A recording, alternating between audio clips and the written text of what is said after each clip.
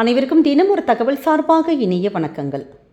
இன்றைக்கி நம்ம பார்க்க போகிற பதிவு மாசி மகத்துடைய ஒரு அற்புதமான பதிவு. நம்முடைய வாழ்க்கையில் எல்லா தெய்வத்துடைய அருளும் நமக்கு ஒரு சேர கிடைக்கக்கூடிய ஒரு சக்தி வாய்ந்த நாள்னா இன்றைக்கி வந்திருக்கக்கூடிய மகம் நாள் தாங்க. இன்றைக்கி மகம் நட்சத்திரமும் பௌர்ணமி திதியும் சேர்ந்து வரக்கூடிய ரொம்ப ஒரு யோகமான நாள். நம்முடைய சேனலே இந்த மாசி மகத்துக்காகவும் பௌர்ணமிக்காகவும் நிறைய பதிவுகள் கொடுத்துருக்கோம். இது வரைக்கும் ஏதாச்சும் நீங்கள் மிஸ் பண்ணிட்டீங்கன்னா மறக்காமல் போய் பார்த்து கண்டிப்பாக செய்யணும். எல்லாமே நமக்கு 100க்கு 100% பலன் தரக்கூடிய அற்புதமான பரிகார முறைகள் தான் ஷேர் பண்ணியிருக்கோம். அந்த வகையில் இன்றைக்கி நம்ம செய்ய போகின்ற ஒரு எளிமையான தீப வழிபாட்டு முறை, நம்முடைய வீட்டோட நிலவாசலில் இந்த ஒரு தீபத்தை ஏற்றி இந்த ஒரு மந்திரத்தை நம்ம வாயார சொல்கிறப்ப நமக்கு குலதெய்வத்துடைய அனுகிரகம் பரிபூர்ணமாக கிடச்சி குடும்பமானது நல்லபடியாக எப்படி பௌர்ணமி இந்த வானத்தில் ஜொலிக்குதோ அதே மாதிரி நம்முடைய குடும்பமும் எல்லா விதமான உயர்வுகளும் கிடைக்கப்பெற்று நல்லபடியாக இருப்பதற்கு இந்த ஒரு தீபத்தை இன்றைக்கி நம்ம ஏற்றினாலே போதுங்க. அப்படிப்பட்ட ஒரு சக்தி வாய்ந்த ஒரு பதிவு தான் இப்போ நம்ம தெரிஞ்சுக்க போகிறோம். பதிவுக்குள்ளே போகிறதுக்கு முன்னாடி நம்முடைய சேனலை நீங்கள் இப்போ வரைக்கும் சப்ஸ்கிரைப் பண்ணாமல் பார்த்துட்ருக்கீங்கன்னா கண்டிப்பாக சப்ஸ்கிரைப் பண்ணிக்கோங்க. அப்போ தான் எங்களுடைய எல்லா நல்ல பதிவுகளுமே உடனுக்குடனே வரும். பக்கத்தில் இருக்கக்கூடிய பெல் பட்டனையும் மறக்காமல் கிளிக் பண்ணிக்கோங்க. இப்போ பதிவை பார்க்கலாம்.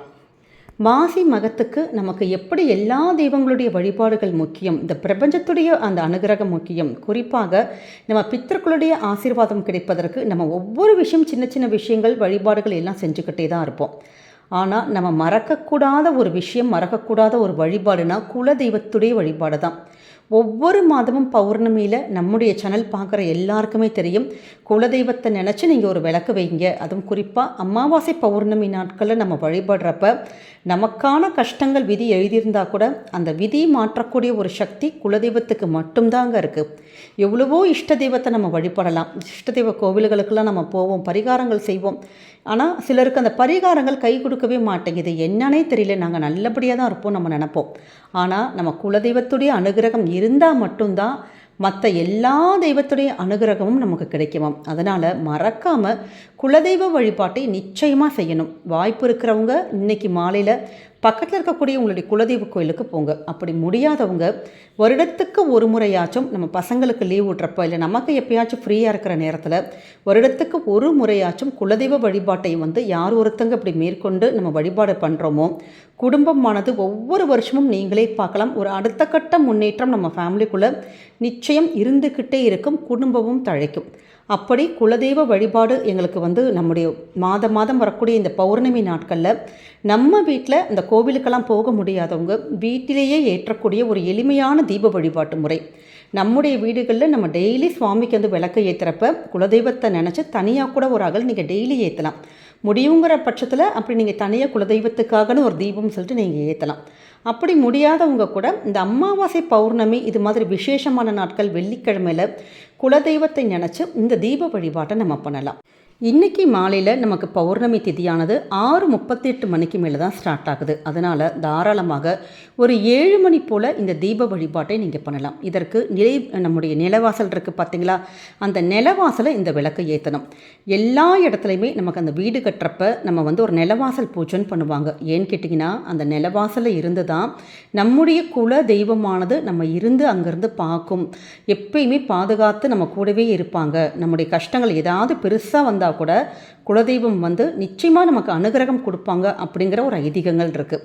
நம்ம சொந்த வீடாக இருக்கட்டும் வாடகை வீடாக இருக்கட்டும்ங்க, இந்த நிலவாசல் உங்கள் வீட்டு நிலவாசலை நல்லா சுத்தப்படுத்திட்டு மஞ்சள் குங்குமம் வச்சுட்டு இன்றைக்கி மாலையில் நீங்கள் ஒரு 6:45 மணி போல் இந்த தீபம், ஏன்னா மகமும் இருக்குது பௌர்ணமியும் இருக்குது, சின்னதான ஒரே ஒரு அகல் விளக்கு தான், அதாவது ஒரு சின்ன பித்தளை தட்டு எடுத்துக்கோங்க. அந்த தட்டில் இன்றைக்கி பச்சரிசி மட்டும் நம்ம சேர்த்துக்கணும். ஏன்னா பௌர்ணமி அப்படின்னாலே சந்திர பகவான் தான். சந்திர பகவானுக்கு உரிய அந்த காரகம் நமக்கு இந்த பச்சரிசி. அப்படி அந்த பச்சரிசி உங்கள்கிட்ட நெல் இருந்ததுன்னா தாராளமாக நெல் நீங்கள் எடுத்துக்கலாம். இல்லாத பட்சத்தில் பச்சரிசி எல்லார் வீட்லேயுமே இருக்கும் பாருங்கள். ஒரே ஒரு கைப்பிடி மட்டும் வச்சுட்டு அதற்கு மேலே அகல் விளக்கு நம்ம சுத்தமான நல்லெண்ணெய் அல்லாட்டி நெய் விட்டு ஒரே ஒரு தீபம் மட்டும் ஏற்றிக்கோங்க. உங்கள்கிட்ட என்ன வாசனையான பூக்கள் இருக்கோ அந்த வாசனையான பூக்கள் மட்டும் வச்சுட்டு அந்த தீபத்தை ஏற்றுறதுக்கு முன்னாடி உங்கள் குலதெய்வத்தை எந்த ஒரு ஆண் தெய்வமாக இருக்கட்டும் பெண் தெய்வமாக இருக்கட்டும் எந்த தெய்வமாக இருந்தாலும் குலதெய்வத்துடைய நாமத்தை 3 முறை சொல்லி எங்கள் குடும்பத்தில் என்றைக்குமே இருந்து எங்களை பாதுகாக்கணும், எங்களுக்கு நல்லபடியான எங்களுடைய பிரச்சனைகள் எல்லாம் தீர்த்து வாழ்க்கை ரொம்ப சந்தோஷமாக ஆக்கணும் அப்படின்னு மனசார வேண்டி 3 தடவை நம்ம அந்த குலதெய்வத்துடைய பெயரை சொல்லி அந்த தீபத்தை நீங்கள் ஏற்றணும். இப்போ அப்பார்ட்மெண்ட்ஸில் இருக்கிறோம், எங்களால் தீபம் அப்படி ஏற்றவே முடியல அப்படிங்கிறவங்க வேறு வழி இல்லாத பட்சத்தில் நம்ம வீடு சுவாமி ரூம் இருக்குது பார்த்திங்களா, சுவாமி ரூமில் இந்த தீப வழிபாட்டை நீங்கள் தாராளமாக பண்ணலாம். ரொம்ப ஒரு எளிமையான வழிபாட்டு முறையாக இருக்கும். ஆனால் இது மாதிரியான பௌர்ணமி நாட்களில் நம்ம குலதெய்வத்தை நம்ம மனசார நம்ம நினச்சாலே போதும், அந்த குலதெய்வத்துடைய அனுகிரகம் ஆட்டோமேட்டிக்காக நம்ம குடும்பத்துக்கு கிடைக்க ஆரம்பிச்சிடும். ஏன்னா இந்த குலதெய்வத்துடைய அனுகிரகங்கிறது அவ்வளோ ஒரு சக்தி. நமக்கு அந்த என்ன விதமான கஷ்டங்கள் எதுவாக இருந்தாலும் இந்த குலதெய்வத்துக்கான தீப வழிபாட்டை நம்ம முறையாக பண்ணுறப்ப நிச்சயமாக நம்முடைய கஷ்டங்கள் எல்லாமே தவிடுபடியாகும். வாழ்க்கை ரொம்ப ரொம்ப நல்ல சுபிக்ஷமாக இருக்கும். ரொம்ப எளிமையான வழிபாட்டு முறை தான். இப்போ இந்த தீபம் தானாகவே மலையேறட்டும். இந்த தீபத்தை இன்றைக்கி நீங்கள் மாலையில் ஏற்றலாம். நாளைக்கு அதிகாலையில் வரக்கூடிய பிரம்ம முகூர்த்த நேரத்துலையும் நீங்கள் ஏற்றலாம். ஏன்னா நமக்கு நாளைக்கு காலையில் மணி வரைக்கும் அந்த மகமும் இருக்குது, பௌர்ணமியும் இருக்குது. அப்படி இருக்கிறப்ப நாளை காலை பிரம்ம முகூர்த்த நேரமும் ரொம்ப சக்தி வாய்ந்த ஒரு நேரம் தான். அப்போ எப்படி வேணாலும் நம்ம தீபத்தை ஏற்றலாம். ஆனால் நம்ம இப்படியெல்லாம் தீபங்களாம் ஏற்றி முடிச்சுட்டு அடியில் இருக்கக்கூடிய பச்சரிசி இருக்குது பார்த்திங்களா, அதை நம்ம தயவு செஞ்சு கால்படாத இடத்துல அப்படி போடுறது அப்படி பண்ணாமல் கையோட உங்கள் வீட்டோட மாடியில் இருக்கக்கூடிய ஒரு புறாக்கோ ஒரு காக்கைகளுக்கோ டக்குன்னு நம்ம அதை ஒரு கைப்பிடி எடுத்து உடனுக்குடனே ஏதாவது ஒரு உயிருக்கு நீங்கள் தானம் கொடுத்துருங்க. அப்படி இல்லாதவங்க நீங்கள் லைட்டாக மிக்சியில் கூட போட்டு நுணுக்கிட்டு அந்த மரத்துக்கு கீழே நம்ம போடலாம். ஏன்னா இப்படி 1000 உயிர்களுக்கு நம்ம அந்த நாளில் ஒரு அன்னதானம் செய்ததற்கான ஒரு பலன் கிடைக்கும், இந்த இரும்புகளுக்கெல்லாம் இப்படி கொடுக்கறது. அதனால் ஏன்னா இது மாதிரி விசேஷமான நாட்களில் ஒரு உயிருக்கு ஒரு தானம் கொடுக்கறதே மிகப்பெரிய புண்ணியமாக இருக்கும். அப்படி நம்ம இது மாதிரி செய்கின்ற சின்ன சின்ன கர்மாக்கள், சின்ன சின்ன காரியங்கள் எல்லாமே நம்ம வாழ்க்கையில் சுபிக்ஷத்தை கொடுக்கக்கூடியது தான். அதனால தான் நம்முடைய முன்னோர்களும் சரி ஆன்மீகவாதிகளும் இது மாதிரியான நல்ல நல்ல விஷயங்களை நமக்கு சொல்லி கொடுத்துருக்காங்கங்க. அதனால் இன்றைக்கி மாலையில் நீங்கள் தயவு செஞ்சு மறக்காமல் இந்த தீப வழிபாட்டை பண்ணுங்கள். இது ஒரு அவசர பதிவாக போயிடுச்சு, அதனால் கொஞ்சம் தாமதம் ஆயிடுச்சு. இதை முடிஞ்ச வரைக்கும் உங்களுக்கு தெரிஞ்ச ஃப்ரெண்ட்ஸ் அண்ட் ஃபேமிலி மெம்பர்ஸ் எல்லாருக்குமே நீங்கள் ஷேர் பண்ணுங்கள். குலதெய்வத்துடைய அருளோடு நம்முடைய குடும்பம் எல்லா கஷ்டங்களும் தீர்ந்து சுபிக்ஷமாக வாழ்வதற்கு இந்த தீபத்தை நம்ம மறக்காமல் ஏற்றுவோம். இந்த பதிவானது நிச்சயம் உங்கள் எல்லாருக்குமே பிடிச்சிருக்கும்னு நினைக்கிறோம். நம்முடைய கமெண்ட் செக்ஷனில் உங்கள் குல தெய்வத்துடைய அந்த பெயரை நாமத்தை பதிவிடுங்க. குலதெய்வம் அருள் உங்களுக்கும் உங்கள் குடும்பத்துக்கும் பரிபூர்ணமாக என்றைக்கும் இருந்து காக்கும்.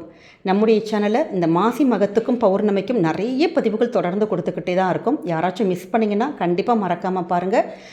அதோடு கூட நாளைக்கு வந்திருக்கக்கூடிய 333 மேஜிக் டே ரொம்ப ரொம்ப பவர்ஃபுல்லான ஒரு போர்ட்டல்.